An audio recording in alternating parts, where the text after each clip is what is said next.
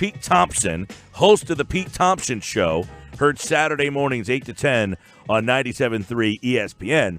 We went to the game last Wednesday night, and we both kept score. And I said, I need a better pen. I need a better pen to keep score. And you gave me 3 pens, and I said, that's what I need. Like, I love, like, when I'm keeping score, the intricacies of having the different colors for each, like, run scored, RBI, single, double. Like, they all get different colors, Peter.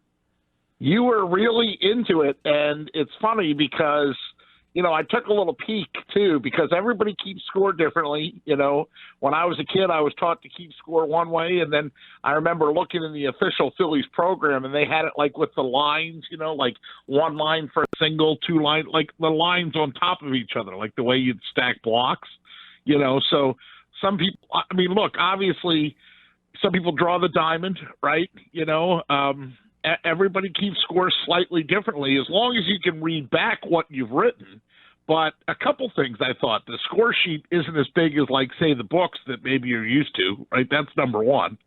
And it's a lost art, you know. But I did get a kick out of the fact that the first pen I gave you was not good enough, but then your eyes lit up when I gave you the 3 colors. You were like, all right, now we're talking. Oh, yeah, definitely. I got to go. I like, you know, when they score a run, I like that to be a special color, you know, I usually use a highlighter for that. Now, who do I remember seeing? Oh, the great Bill Clement.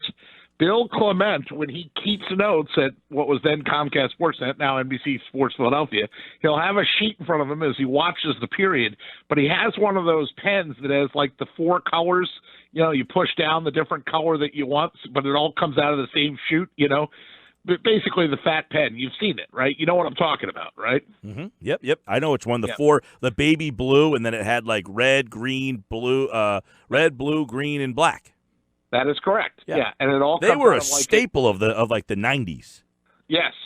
So he still has that pen, so he can have different color ink, but just one utensil to work with or one implement to work with. So, yeah, no, it made me laugh a little bit that, you know. And then I haven't kept score in so long. You do tend to lose focus, and then, you know, I was very appreciative. You didn't rip on me for saying, like, hey, what did so-and-so do there? Because then there are a few times where you said to me, hey, what did so-and-so do there? Oh, yeah. And then the PT went on some field trips and was gone, and I just basically gave up. I made about, 5-6 innings, and then I tapped out. You kept score the whole game. I did. I had a flawless, you know, and like, in fact, I don't know that you know this, but I got up a couple times. My reasoning for getting up was I was on a search for a new score sheet because I was unhappy with the the accuracy and clarity of my book, if you will. Copy that. All right. So I went to go look for a new score sheet, which is when one of the funniest moments of the night happened to me. Oh, I missed it? What happened? Well, I told you about it. So I was walking out to go get another score sheet because I was like, I'm going to start over and I'm going to make this perfect. Right? I want this to be really – because after you gave me the 3 pens, I was very frustrated with my first couple of innings. That's correct. So I went to go look for the 3 pen, the new sheet to start over. And that's when I ran into Jim Jackson. Oh, right. Yes. Right.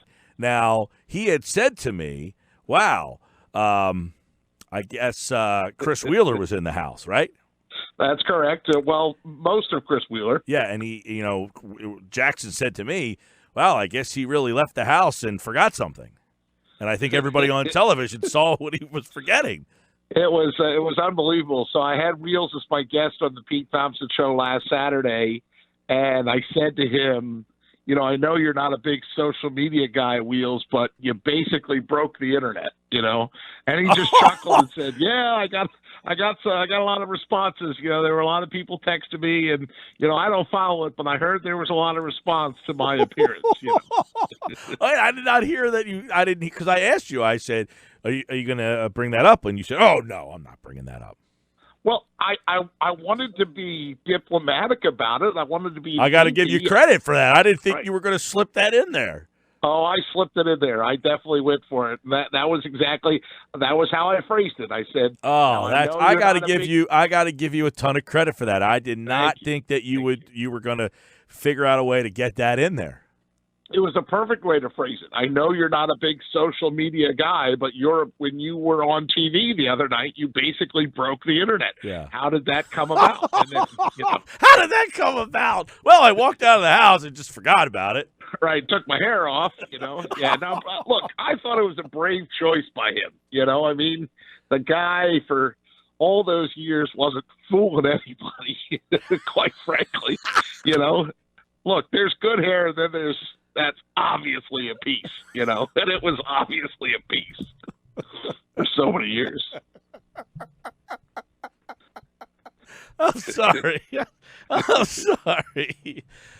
Oh, man. Yeah, I mean, that's a bold decision to watch. It's a brave choice. Who does he have to impress anymore, Well, it's funny been because with this lovely lady Renee for over, 22 years or 25 years or something like that, Yep. He's Well, best it's funny buddies with Charlie because Daniel. He's I've best been buddies with Larry Boa. Who's he trying to impress? I've been asking you to make time to come down to spring training for years. Now, he does the PA announcing for the games down there.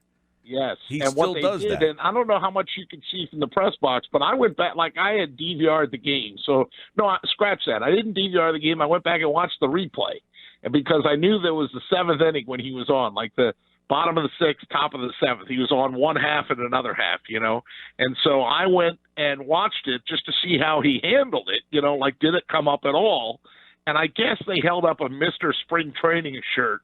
And his only comment was, well, they're going to have to update that shirt, because the shirt has hair on it and he does not. So he had fun with it.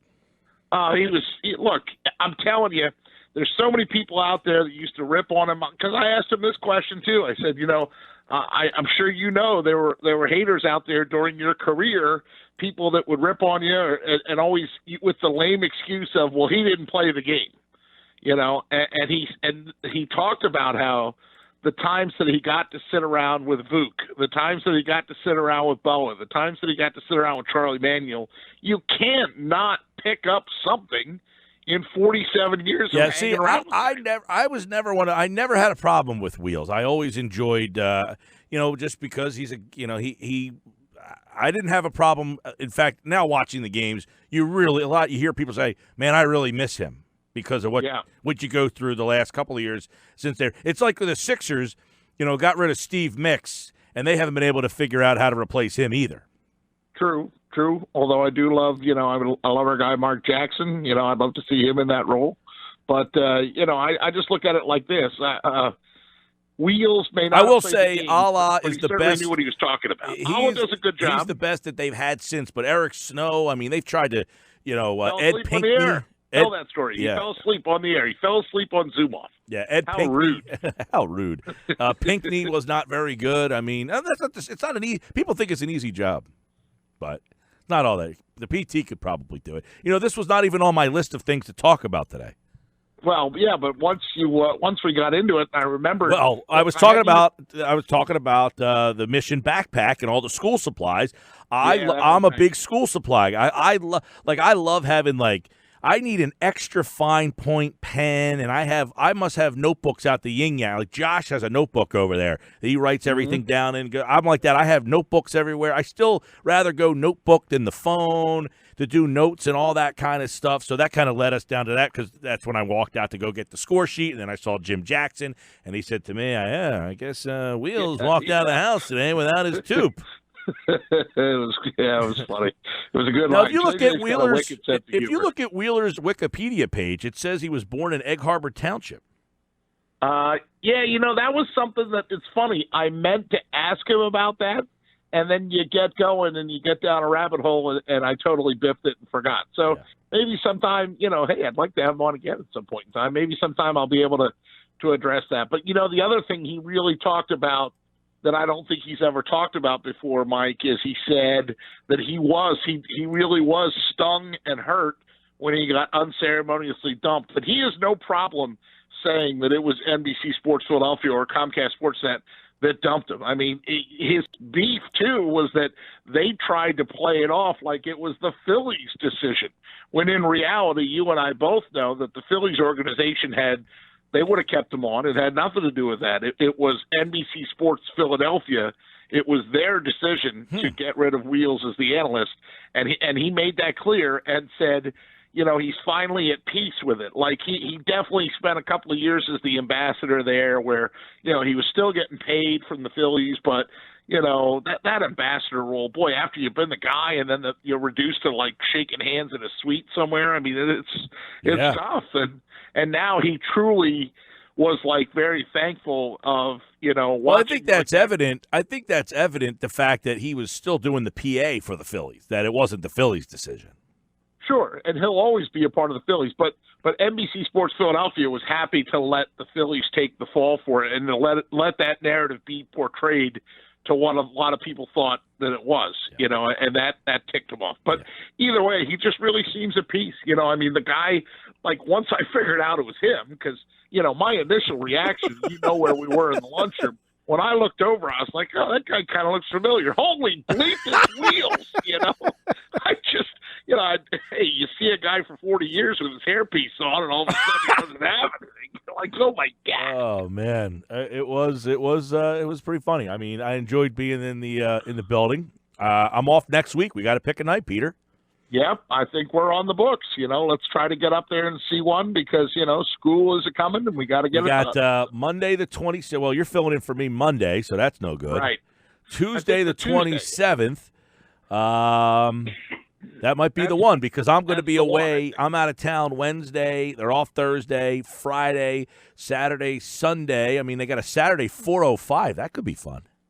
Getting a little trouble on that day. What I got going on that day, but I know like it would either be like a Sunday or I like the Tuesday one. That fits our schedule real respectable. I'll have to see. Tuesday, I feel like something's on my calendar, but I'll have to check that out. That's a Pirate game. That's Smiley against Baralt. That's nowhere near what we got Nola versus Hamels last game. No, it's like that's like searching for a home run again. I mean, I'm just of the realization that whoever we get, but I still would like to go back up again. All right, I'll do that. And make sure we're on the list this time.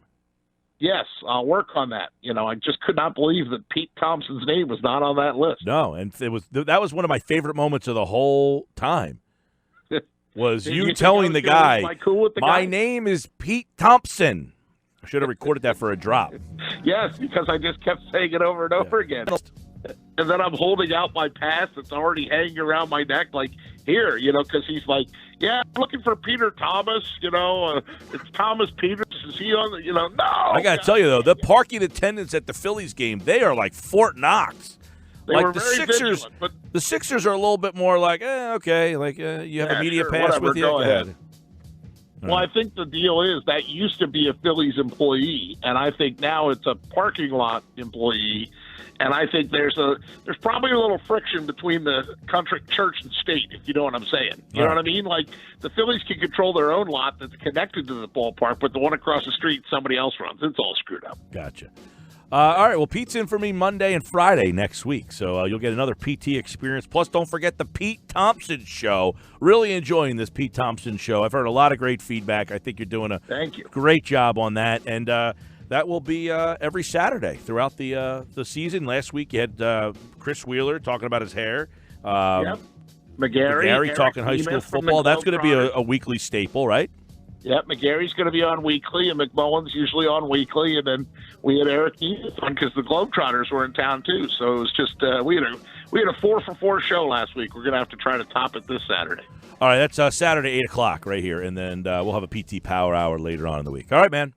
Sounds good, buddy. See ya. Pete Thompson, Tuesday with Thompson here on the Sports Bash.